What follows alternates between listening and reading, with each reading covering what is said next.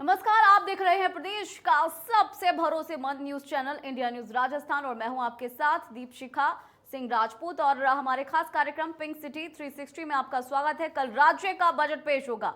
मुख्यमंत्री अशोक गहलोत विधानसभा में सुबह 11 बजे ये बजट पेश करेंगे और उससे पहले बजट को अंतिम रूप देते हुए सीएम ने कहा कि ये बजट प्रदेशवासियों की आकांक्षाओं और उम्मीदों पर बिल्कुल खरा उतरेगा। इस बार का बजट बहुत ही खास रहने वाला है क्योंकि अगले साल राजस्थान में विधानसभा के चुनाव भी हैं। लिहाजा सरकार की छवि निखारने और सत्ता विरोधी लहर को इस बजट के जरिए रोकने की कोशिशें होंगी और यही वजह है कि इस बार बजट में कई लोक लुभावन घोषणाएं होनी लाजमी है। हर उम्मीद पर खरा उतरेगा बजट। गहलोत सरकार देगी बड़ी सौगात। गांव से लेकर शहर तक की होगी बात। अगले साल चुनाव मिल सकती है सौगात। मुख्यमंत्री अशोक गहलोत कल विधानसभा में सुबह 11 बजे बजट पेश करेंगे। उससे पहले बजट को अंतिम रूप देते हुए सीएम ने कहा कि ये बजट प्रदेशवासियों की आकांक्षाओं और उम्मीदों पर खरा उतरेगा।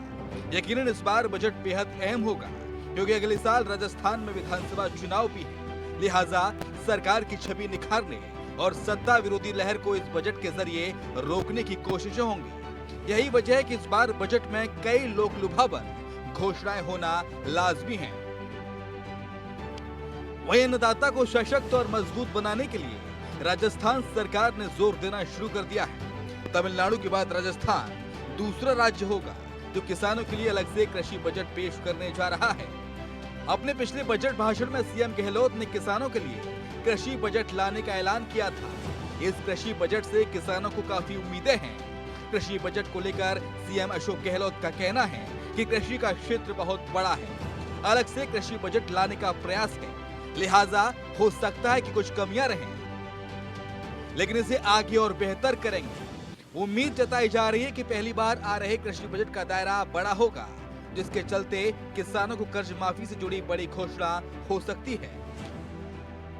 बताया जा रहा है कि केंद्रीय बैंकों में कर्ज माफ के लिए केंद्र को प्रस्ताव भेजने और कॉमर्शियल बैंकों के कर्जे राजस्थान की सरकार की ओर से माफ करने का ऐलान हो सकता है। बजट में नवाचारों को बढ़ाने के लिए, ऑर्गेनिक और शुष्क खेती को बढ़ावा देने के लिए बड़ी घोषणा हो सकती है।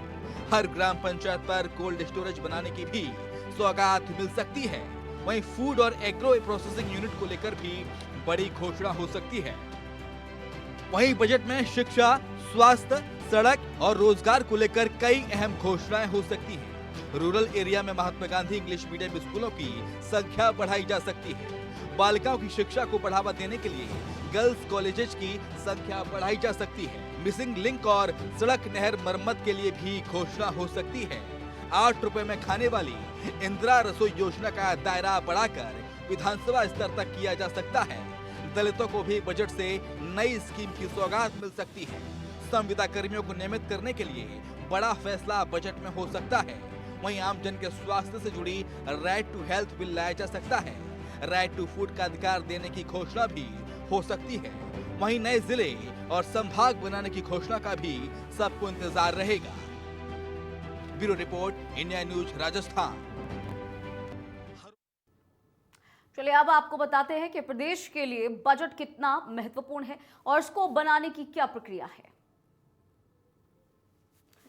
तो सीएम अशोक गहलोत विधानसभा में बजट पेश करेंगे। 6 महीने में वित्त विभाग इस प्रदेश के बजट को बनाता है। बजट में सभी विभागों और योजनाओं को फंड अलॉट किया जाता है। साल 2021 से 22 का बजट लगभग 2.5 करोड़ का रहा। 2.5 लाख करोड़ का रहा। वहीं 2 लाख करोड़ से ज्यादा और वहीं 42,000 करोड़ रुपए का कैपिटल एक्सपेंडिचर भी रहा। तमाम विभागों की मांगे सरकार लेती है। विभागों के सुझाव के आधार पर यह बजट बनाया जाता है। टैक्स एडवाइजरी कमेटी में अहम फैसले होते हैं। बजट के आखिरी 10 दिन गोपनीयता बढ़ती जाती है। बजट भाषण की घोषणाओं और बजट अलोकेशन को गोपनीय रखा जाता है। बजट फाइनल करते हैं सीएम, वित्त विभाग के एसीएस, प्रमुख सचिव और चुनिंदा अफसर। विधानसभा के पटल पर सीएम या फिर वित्त मंत्री इस बजट को पढ़ते हैं। बजट भाषण में योजना और धनराशि के आवंटन का ऐलान किया जाता है। बजट पेश होने के अगले दिन से बजट पर बहस भी होती है और अगले 4 से 5 दिन बजट पर विधानसभा में बहस होती है। आखिर में बजट बहस का मुख्यमंत्री या फिर वित्त मंत्री जवाब देते हैं। तो बजट की क्या प्रक्रिया है, क्या महत्व है, वो हमने आपको बताया। चलिए अब आपको ग्राफिक्स के जरिए बताते हैं कि इस बार के बजट से आखिर लोगों को क्या उम्मीदें हैं।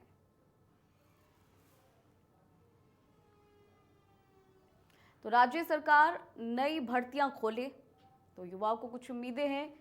क्या क्या उसमें महत्वपूर्ण बिंदु हैं वो आपको बता रहे हैं। हर साल भर्ती प्रक्रिया जल्द पूरी हो, ये भी युवाओं को उम्मीद है। और साथ साथ जो प्रतियोगी परीक्षाएं हैं उनको पारदर्शी बनाया जाए। तो युवाओं को क्या कुछ उम्मीदें हैं इस बजट से वो आपको बता रहे हैं ग्राफिक्स के जरिए। नकल माफियाओं पर तुरंत एक्शन लिया जाए, राज्य में स्किल कॉलेजेस बनवाए जाएं। तो युवाओं को क्या कुछ बजट से उम्मीदें हैं वो आपको बता रहे हैं। स्किल डेवलपमेंट पर सरकार ध्यान दे। तो हर वर्ग के लोगों को काफ़ी उम्मीदें हैं इस बजट से। उसमें युवाओं को क्या कुछ उम्मीदें हैं, शिक्षा से जुड़ी हुई उम्मीदें, रोजगार से जुड़ी हुई उम्मीदें, वो आपको बता रहे हैं। वहीं महिलाओं की अगर बात करें तो महंगाई पर लगाम लगाए सरकार, ये महिलाओं को इस बजट से उम्मीद है। घरेलू सामान में सरकार रियायत दे। तो हर कैटेगरी, हर वर्ग के जो लोग हैं उनकी उम्मीदें भी अलग अलग हैं। महिला सुरक्षा पर ध्यान दे सरकार, ऐसी उम्मीदें महिलाएं रखती हैं। महिला सुरक्षा पर ध्यान दे सरकार, साथ ही बेटियों की शिक्षा पर सरकार जोर दे। तो बेटियों की शिक्षा हो गई, महंगाई हो गई, योजनाओं में महिलाओं को भागीदारी दी जाए।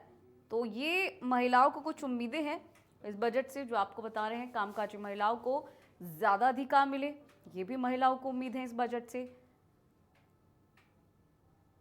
तो महिलाओं को इस बार इस बजट से क्या कुछ उम्मीदें हैं, हर वर्ग के जो लोग हैं, अलग अलग कैटेगरी के, उन सभी को अलग अलग उम्मीदें हैं। युवाओं को रोजगार से रिलेटेड, तो महिलाओं को महंगाई से रिलेटेड, बेटियों से रिलेटेड। व्यापारियों को क्या कुछ उम्मीद है, छोटे व्यापारियों को सरकार राहत दे, ऐसे व्यापारियों को उम्मीदें हैं इस बजट से। छोटे मध्यम कारोबारियों को सस्ता लोन दिया जा सके, ये उम्मीदें भी व्यापारियों को इस बजट से है इस बार। और SGST में थोड़ी राहत चाहते हैं व्यापारी। जब व्यापारियों के बीच बजट को लेकर बातचीत की, राय शुमारी हुई तो तमाम चीज़ें निकलकर सामने आई। सरकार राज्य में निवेश के दरवाजे खोले, ये व्यापारियों को कुछ उम्मीदें हैं। दूसरे राज्यों के साथ सुगम व्यापार किया जा सके। तो बजट पेश होने वाला है, ऐसे में तमाम वर्ग के जो लोग हैं, अलग अलग वर्ग के लोग, उनकी उम्मीदें भी अलग अलग हैं। व्यापारियों को भी अपने व्यापार से जुड़े कुछ उम्मीदें हैं जो हमने अभी आपको ग्राफिक्स के जरिए बताई। तो दूसरे राज्यों के साथ व्यापार सुगम हो, ऐसी उम्मीदें हैं व्यापारियों को। महिलाओं को उम्मीद है कि महंगाई थोड़ी कम हो। तो युवाओं को उम्मीदें हैं कि उनको रोजगार दिया जा सके, शिक्षा को सस्ता किया जा सके, थोड़ा जो फीस है वो थोड़ी कम की जा सके, स्कूल कॉलेजेस खुल सके। तो अलग अलग जो वर्ग के लोग हैं, अलग अलग उम्मीदें हैं उन्हें इस बजट से। कल बजट पेश होना है और ऐसे में हर वर्ग की उम्मीदें भी इस बजट से जुड़ी हुई हैं। अगर किसानों को देखा जाए इस बजट में, तो बजट में किसानों को राहत पैकेज मिले, ऐसी उम्मीद जो है किसान इस बजट से लगाए बैठे हैं। सिंचाई के लिए बिजली सस्ती की जाए, ये कहना है किसानों का। तो क्या कुछ उम्मीदें हैं किसानों को इस बजट से, अब वो आपको बता रहे हैं ग्राफिक्स के जरिए। खाद के दामों में सरकार थोड़ा राहत दे किसानों को, ऐसी उम्मीदें हैं किसानों को इस बजट से। और कृषि यंत्रों की जो खरीद है उस पर भी कुछ छूट मिलनी चाहिए, ताकि जो किसानों के लिए खेती है वो थोड़ी आसान हो सके, सुगम हो सके। पशुओं के लिए जो चारा है उसे थोड़ा सस्ता किया जाए। तो बजट के लिए किसानों को क्या उम्मीद है बजट से, वो आपको बता रहे हैं कि किस तरह से वो चाहते हैं कि पशुओं के लिए जो चारा है वो थोड़ा सस्ता हो और जो उनके उपकरण हैं वो भी थोड़े सस्ते हों। तो बजट से हर वर्ग के लोगों को क्या कुछ उम्मीदें हैं वो आपको बता रहे हैं ग्राफिक्स के जरिए कि किस तरह से किसान उम्मीद रखते हैं इस बजट से। साथ ही साथ अगर बात करें आम आदमी की, तो स्वास्थ्य सेवाओं पर सरकार ध्यान दे, ऐसी उम्मीद आम इंसान, आम आदमी जो है इस बजट से लगाए बैठा है। गांव में सीएचसी और पीएचसी में थोड़ा सुधार होना चाहिए, ये बजट से उम्मीद आम आदमी कर रहा है। गांव में अच्छी सड़कों का निर्माण हो सके, तो बजट से हर वर्ग के व्यक्ति को अलग अलग उम्मीद है। आम व्यक्ति की उम्मीद है कि गांव से शहरों को सीधा जोड़ा जा सके, सड़कों को बनवाया जा सके, पानी की समस्या से निजात मिल सके, बिजली की समस्या का हल हो सके, परिवहन समस्या का समाधान हो सके, सरकारी योजनाओं में पारदर्शिता आए। तो आम आदमी क्या कुछ चाहता है इस बजट से, वो आपको बता रहे हैं। सरकारी योजनाओं में थोड़ी पारदर्शिता आनी चाहिए, आम आदमी ये उम्मीद रखता है। तो हर वर्ग का व्यक्ति जो है अलग अलग उम्मीद इस बजट से रख रहा है। कृषि बजट से किसानों को भी काफी उम्मीद है। किसानों के कर्ज माफी से जुड़ी बड़ी घोषणाएं हो सकती हैं। कल जो बजट पेश हो रहा है उसमें कर्ज माफी को लेकर बड़ी घोषणाएं हो सकती है किसानों की। केंद्रीय बैंक के कर्ज माफ के लिए भी केंद्र को प्रस्ताव लाया जा सकता है। साथ ही साथ जो कमर्शियल बैंक्स हैं उनके कर्ज को माफ किया जा सकता है। तो कुछ चीजें हैं जो कल बजट के दौरान देखने को मिल सकती हैं। ऑर्गेनिक और शुष्क खेती को बढ़ावा देने के लिए कई घोषणाएं हो सकती हैं। तो इसके साथ ही हर ग्राम पंचायत पर कोल्ड स्टोरेज बनाने की सौगात भी इस बजट के दौरान मिल सकती है। फूड और एग्रो प्रोसेसिंग यूनिट को लेकर भी बड़ी घोषणा हो सकती है। तो जयपुर के एसएमएस स्टेडियम में राजस्थान युवा बोर्ड के अध्यक्ष और उपाध्यक्ष के पदभार ग्रहण का कार्यक्रम आयोजित किया गया, जिसमें राजस्थान युवा बोर्ड के नवनियुक्त अध्यक्ष सीताराम लांबा और उपाध्यक्ष सुशील पारिक पदभार ग्रहण करते हुए नजर आए। आपको बता देते हैं कि इस कार्यक्रम में मंत्री अशोक चांदना, आरटीडीसी चेयरमैन धर्मेंद्र राठौर सहित कई बड़े नेता मौजूद रहे।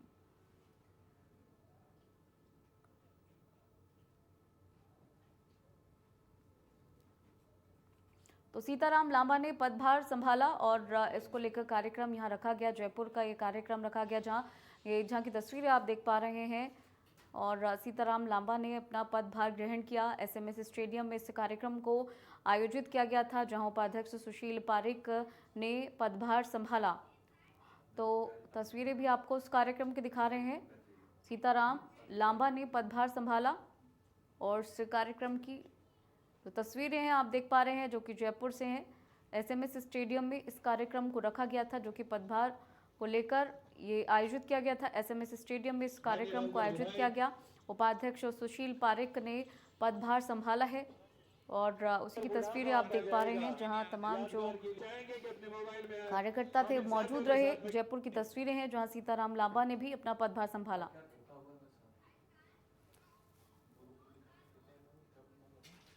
रीट पेपर लीक मामले में राजीव गांधी स्टडी सर्किल पर आरोप लगे थे और इसको लेकर राजीव गांधी स्टडी सर्किल के राज्य समन्वयक डॉक्टर बने सिंह ने बयान दिया है। उन्होंने कहा है कि राजीव गांधी स्टडी सर्किल विश्वविद्यालय और महाविद्यालय शिक्षकों का एक एनजीओ किसी सरकारी परीक्षा कराने के लिए जिम्मेदार नहीं है। उन्होंने कहा कि मेरे ऊपर लगे सभी आरोप गलत हैं। रीट परीक्षा का आयोजन माध्यमिक शिक्षा बोर्ड ने कराया था और इसमें हजारों सरकारी कर्मचारियों की ड्यूटी भी थी। भाजपा और एबीवीपी सिर्फ राजनीति करने के लिए आरोप लगा रही है। उन्हें एसओजी का सहयोग करना चाहिए। मैंने चल और अचल संपत्ति का ब्यौरा दे दिया है। वहीं पूरे मामले में मेरे साले के नाम भी एक ऑडियो वायरल हो रहा है। तो उन्होंने कहा कि बीजेपी और एबीवीपी को एसओजी का सहयोग करना चाहिए। गौरतलब है रीट पेपर लीक ये पूरा मामला है, जिसमें राज्य समन्वयक बने सिंह का बयान निकलकर सामने आया है और राजीव गांधी स्टडी सर्किल पर आरोप उन्होंने गलत बताए। जयपुर में एसडीआरएफ गाडोता मुख्यालय को नया मोबाइल किचन वैन मिला है। किचन वैन का अवलोकन एसडीआरएफ कमांडेंट पंकज चौधरी ने किया। इस दौरान कमांडेंट पंकज चौधरी ने वैन के बारे में जानकारी लेने के साथ वैन को चलाकर निरीक्षण किया। आपको बता दें कि किचन वैन से कार्य के दौरान जवानों को गर्म भोजन मिल पाएगा। वैन में गैस टंकी, हॉट केस, दाल, सब्जी, रायता और अन्य सामानों के लिए भी 3 बड़े बॉक्स लगे हुए हैं। तो मुख्यालय को ये नया किचन वैन मिला है, जिससे काफी खुशी है एसडीआरएफ कमांडेंट पंकज चौधरी ने इसका अवलोकन किया। कमांडेंट चौधरी ने वैन के बारे में तमाम जो जानकारियां हैं वो ली। इसमें अलग अलग वेन्यू के बेस पर खाने पीने की व्यवस्था की गई है। मुख्यालय को ये नया किचन मिल चुका है। इसमें बॉक्सेस लगाए गए हैं और अलग अलग खाने की चीज़ों को उन बॉक्सेस में रखा गया है। और एसडीआरएफ कमांडेंट पंकज चौधरी ने इसका निरीक्षण किया। जयपुर में नगर निगम हेरिटेज से बड़ी खबर आई है। स्वच्छता सर्वेक्षण 2022 को लेकर निगम ने कमर कस ली है। स्वच्छता का संदेश देने के लिए निगम ने 3 ब्रांड एम्बेसडर लगाए हैं। Tokyo paralympic gold medalist Avani Lekhara स्वच्छता का संदेश देंगे और इसके साथ ही जयपुर के 2 कलाकार भी स्वच्छता का संदेश देंगे। हेरिटेज कमिश्नर अवधेश मीणा ने इसकी जानकारी दी।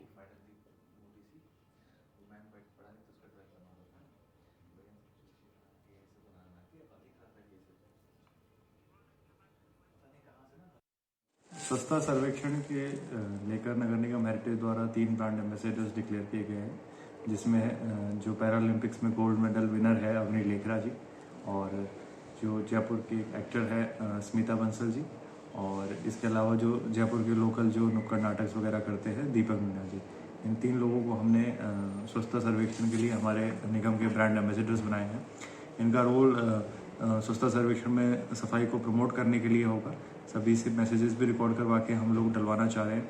एक इवेंट भी करवाएंगे जिसमें हम स्वच्छता के जो कॉम्पिटिशन्स करवा रहे हैं उनको इनके थ्रू हम लोग फेलिसिटेट करेंगे, अवार्ड दिलवाएंगे। तो बेसिकली जो स्वच्छता का जो मिशन है जयपुर हेरिटेज का, कि शहर साफ हो, डिपो फ्री हो, कचरा सेग्रीगेटेड कलेक्ट हो, कचरा सड़क पे ना हो, और जो मैकेनाइज स्वीपिंग हो, इन सभी चीज़ को प्रमोट करने के लिए भारत सरकार की और राज्य सरकार की मंशा के अनुरूप ही नगर निगम हेरिटेज कार्य करेगी। जयपुर में कम्युनिस्ट कार्यकर्ताओं ने शहर के शहीद स्मारक पर धरना दिया। कार्यकर्ताओं ने नेता अरुणा रॉय, निशा सिद्धू सहित अन्य नेताओं के नेतृत्व में जवाबदेही कानून पास करने को लेकर धरना दिया है और उन्होंने सरकार से जवाबदेही कानून पास करने की मांग भी की है।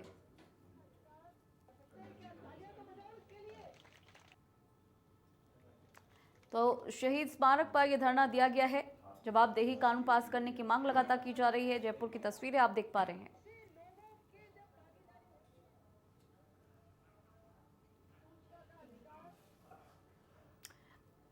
तो फिलहाल इस बुलेटिन में इतना ही, रुकेंगे एक ब्रेक के लिए।